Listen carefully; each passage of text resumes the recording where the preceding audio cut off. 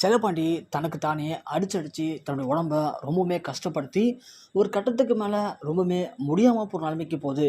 அங்கே இருந்த ஊர் மக்கள் எல்லாருமே போயிட்டு சொல்கிறாங்க பஞ்சாயத்து தலைவர்கிட்ட, செல்லப்பாண்டி போகிற பக்கம் பார்த்தா ஒருவேளை அடிச்சுக்கிட்டு வீம்புலேயே செத்துருவான் போல இருக்கு. அப்படி செத்துட்டான் அப்படின்னா கண்டிப்பாக அந்த பாவம் நம்ம ஊர் கிராமத்தை சும்மா விட்டு வைக்காது, ஏதாவது ஒரு முடிவு எடுத்தே ஆகணும் அப்படின்னு சொல்கிறாங்க. உடனே ஊரில் இருக்கக்கூடிய மிக முக்கியமான பெருந்தலைகள் எல்லாமே ராஜாங்கத்தை வர சொல்கிறாங்க.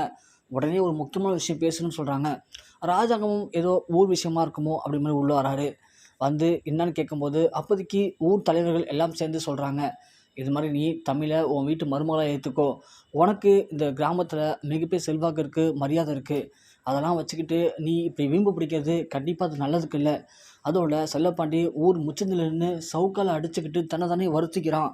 அவனுக்கு ஒரு வேளை ஏதாவது ஆயிடுச்சு அப்படின்னா கண்டிப்பாக அது உன்னோட குடும்பத்தை தான் சேரும். உன்னுடைய செல்வாக்கு, பேர், பெருமை, மரியாதை எல்லாமே கெட்டுப்படும். ஊர் மக்கள் மத்தியில் உனக்கு ஒரு அவமரியாதை ஏற்பட்டுரும்.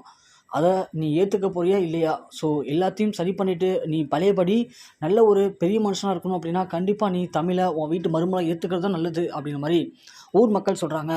ஆனால் அப்போ கூட ராஜாங்கம் ஏற்றுக்க மறுக்கிறாரு. ஆனால் அந்த நேரத்தில் சேது ஒரு முடிவு பண்ணுறாரு, கண்டிப்பாக தமிழால் தான் நம்ம குடும்பத்துக்கு இவ்வளோ பிரச்சனையுமே. நம்ம அப்பா ஜெயிலுக்கு போனார், இப்போது நம்ம அப்பாவை அசிங்கப்படுத்தணுன்னே பண்ணிகிட்ருக்காங்க.